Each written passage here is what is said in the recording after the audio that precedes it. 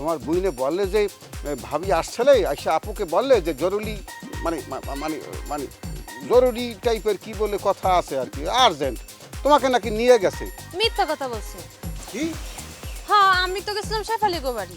এই দেখো এখন তোমার যে দুইটি বোন এই বোন দুইটি যে আমার সাথে যে ক্রমান্বয়ে যে আমার সাথে বেয়াদবি দিয়ে যাইতে আছে এদেরকে যদি আমি না থামাই এই মুহূর্তে তাহলে হারাতে বাড়তেই থাকবে আর বাড়তেই থাকবে। কি না না না না না স্যার আপনি আমার এই কথা বলে আর লজ্জা দিন না স্যার।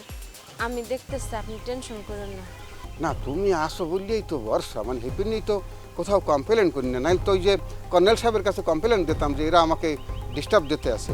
তা আমি কি কমপ্লেন দেবো নাকি তুমি? স্যার আপনার কাউকে বলার দরকার নাই, আমি আছি না স্যার, আমি দেখতেছি। হ্যাঁ হ্যাঁ এই যে তুমি কি একলা যাইতে পারবা না? তোমাকে আমি আগে দিয়ে আসবো। না স্যার কোনো সমস্যা নেই, আপনি সন্ধ্যার দিকে চলে আসেন পড়ানোর লেগে। হাই তাই আসসালামু আলাইকুম। ভালো